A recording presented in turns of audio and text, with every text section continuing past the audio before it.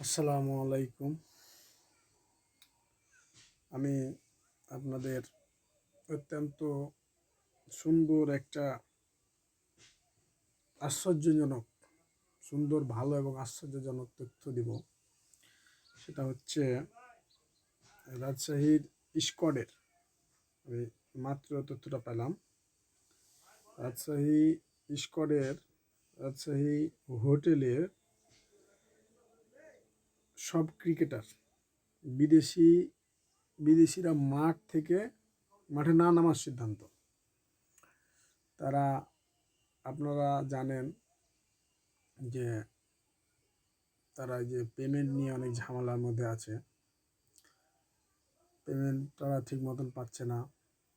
কিছুদিন থেকেই এই সমস্যাটা আমরা অনলাইনে দেখছি, ইউটিউবে দেখছি।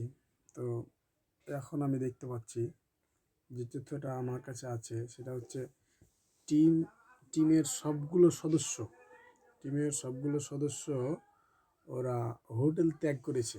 বিদেশিরা সিদ্ধান্ত নিয়েছে কোনো ম্যাচ না খেলার। এটা যদি হয় তাহলে বাংলাদেশ ক্রিকেটের কত বড় একটা ক্ষতি হবে সেটা মানে ঘটলেই বোঝা যাবে। তো সেক্ষেত্রে এটা যদি হয়ে থাকে,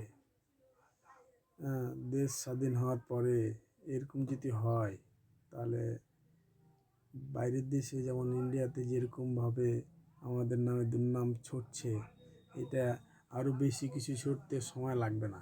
আর বাংলাদেশের ক্রিকেটের যদি হয় অবস্থা, তাহলে কীভাবে উন্নতি হবে বলেন? যেখানে ম্যানেজমেন্ট ঠিক নাই, মালিকানা ঠিক নাই, তাহলে কীভাবে হবে?